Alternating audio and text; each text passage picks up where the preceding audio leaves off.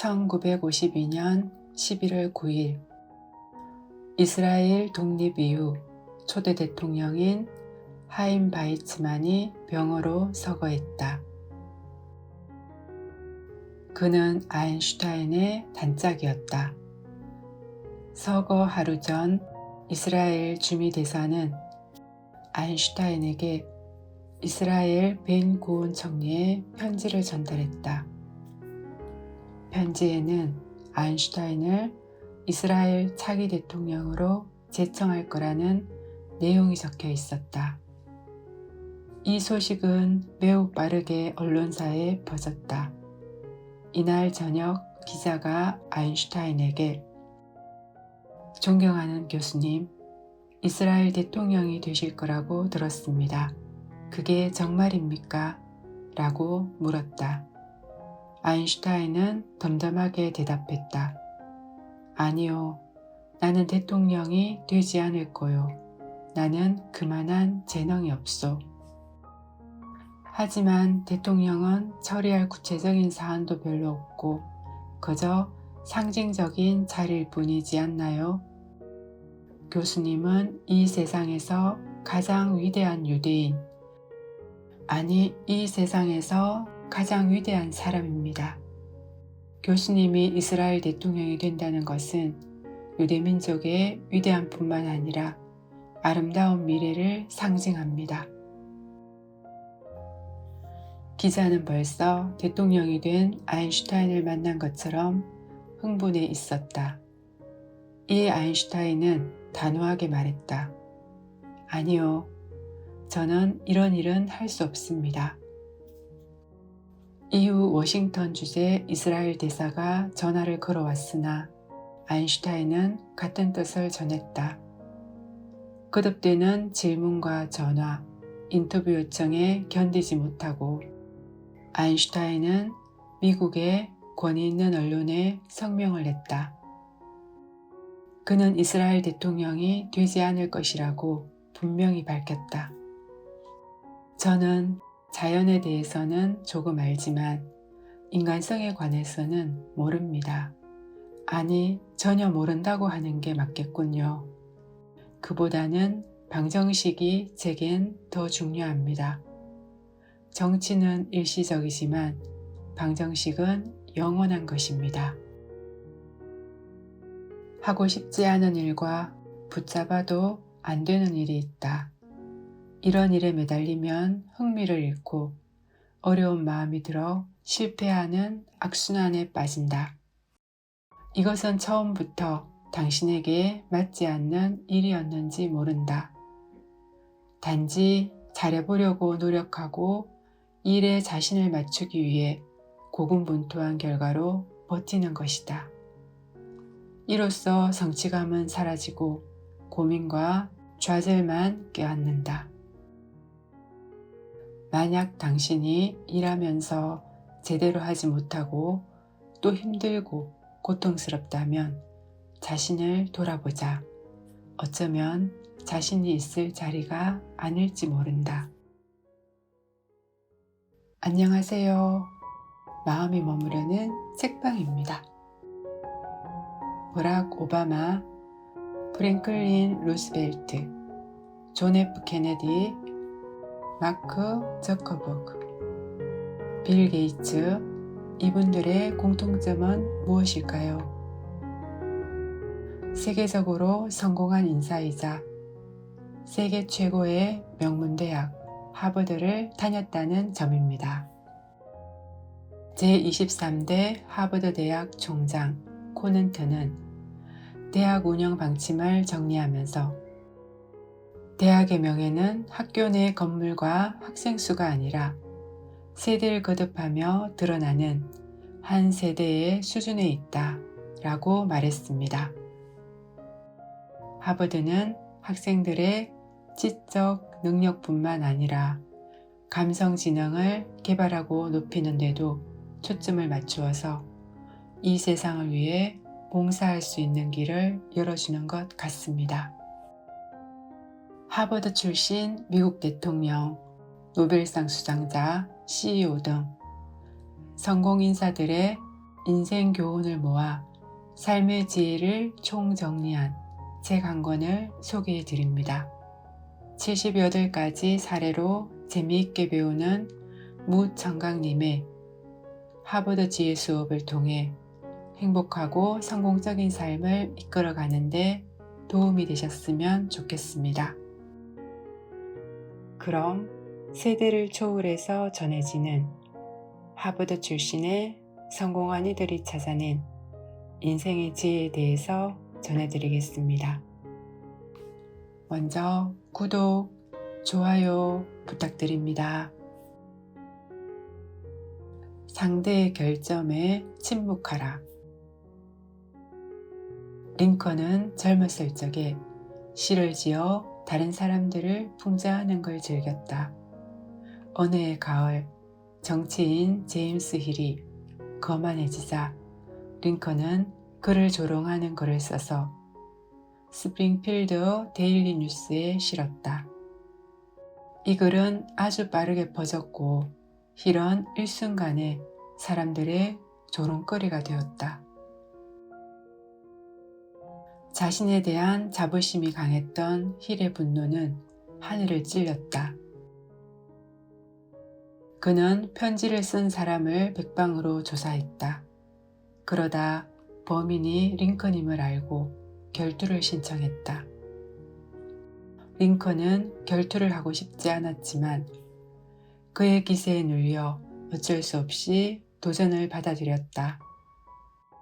링컨은 며칠간 괴로워하며 화해할 방법을 궁리했다. 한편으론 무기를 준비하고 검수를 익혔다.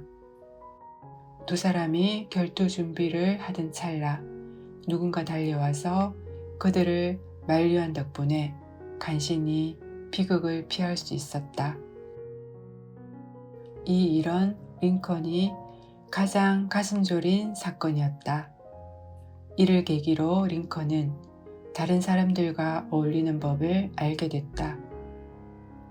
그날 이후 편지나 글로 다른 사람을 비판하지 않았고 다른 사람의 결점과 잘못을 발견하더라도 직접 지적하지 않았다. 대신 완곡한 방법으로 상대방이 스스로 문제를 깨닫도록 했다. 상대방의 체면을 지켜주면서 자신의 의견을 정중하게 첨언하는 방법을 선택한 것이다. 우리는 세상을 살아갈 때 상대의 부족함을 보더라도 말하지 않는 이치를 깨달아야 한다. 다른 사람과 교제할 때 좋은 말을 하면 상대방도 반드시 좋은 말을 돌려준다. 만약 상처를 들추는 것을 낙으로 삼으면 상대방도 당신에게 고통을 줄 것이다. 다른 사람의 체면을 세워주고 남을 위해 언제든 손을 내밀 마음을 가진다면 상대방도 당신을 위해 언제든 손을 내민다. 완벽한 인생은 환상일 뿐이다. 어느 조각가는 어떤 일이든 완벽해야 한다고 생각했다. 그가 완성한 조각상은 누가 진짜 사람이고 어느 것이 조각인지 구분하지 못할 정도로 감탄을 자아냈다. 그런데 어느 날 조각가에게 사신이 찾아와 인생이 얼마 남지 않았다고 말했다. 조각가는 죽음이 매우 두려웠다. 오랫동안 고심한 끝에 자기와 똑같은 조각상 11개를 만들었다. 그리고 사신이 찾아와 문을 두드릴 때 11개의 조각상 사이에 숨었다. 12명의 똑같은 사람을 보고 사신은 자기 눈을 믿을 수 없었다. 진짜 조각가를 어떻게 가려내야 할지 혼란스러웠다. 그는 하나님이 완전히 똑같은 사람을 창조하셨을 리 없으며 이 세상에 똑같은 사람은 단 한 사람도 없다는 사실을 알고 있었다. 그럼에도 진짜 사람을 찾지 못해 결국 사시는 조각가를 데려가지 못했다. 천국에 돌아간 그는 하나님께 물었다.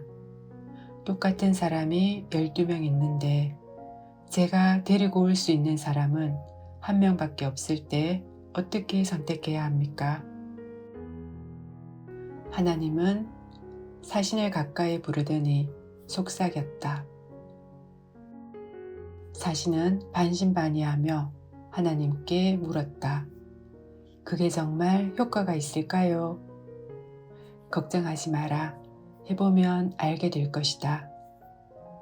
사신은 다시 조각가의 방에 와서 외쳤다. 이 조각상들은 완벽해 보이지만 여기에 약간의 결함이 있구나. 그러자 완벽을 추구하는 조각가는 자신의 위험한 상황을 깜빡 잊고 뛰쳐나와 따졌다.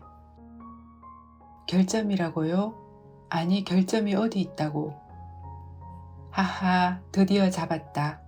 너무 완벽하다는 것이 곧 결점이다. 세상은 물론 천국에도 완벽한 것은 없다. 이제 가자. 죽을 때가 되었다. 사람은 완벽의 경지에 도달하기를 원한다. 이를 긍정적으로 보면 자아실현 과정에서 원동력이 된다. 그러나 금에도 순금이 없고 세상 만물도 완벽한 것 자체가 없다. 사람도 예외가 아니다. 팔이 부러진 비너스는 사람들의 상상력을 자극시킨다. 결점을 가진 아름다움이라는 아쉬움은 있지만 사라진 팔 때문에 비너스는 가장 아름다운 조각품 중 하나가 되었다. 사람들은 진흙 위에 핀 수련을 보며 그 고결함과는 어울리지 않는다고 탄식한다. 그러나 진흙이 없으면 수련의 고결함과 아름다움은 빛을 발할 수 없다. 이렇듯 결점과 아름다움이 공존할 때 결함은 이점이 되고 없어서는 안 될 원동력으로 작용한다. 세상에 완벽함은 존재할 수 없습니다. 왜냐하면 사람마다 가지는 완벽함은 기준이 다 다르고 사람들은 자신이 가진 기준이 맞다고 생각하지만 세상의 입장에서 보면 그것은 하나의 생각일 뿐입니다. 우리는 가끔 자신이 부족한 것을 가진 사람을 보면 그 사람이 인생에서 완벽해 보이고 선망의 대상으로 바라보지만 그 사람 또한 가까이 들여다보면 결점이 있기 마련입니다. 존재하지도 않는 신기루 같은 완벽함을 추구하기 위해 애쓰면서 시간을 허비하기보다 자신이 가진 것과 세상에 존재하는 다양함에서 아름다움을 발견하는 마음과 눈을 가지는 것이 더 현명하지 않을까 생각해 봅니다. 이 영상이 도움되셨다면 구독, 좋아요, 알람 설정 부탁드립니다. 감사합니다.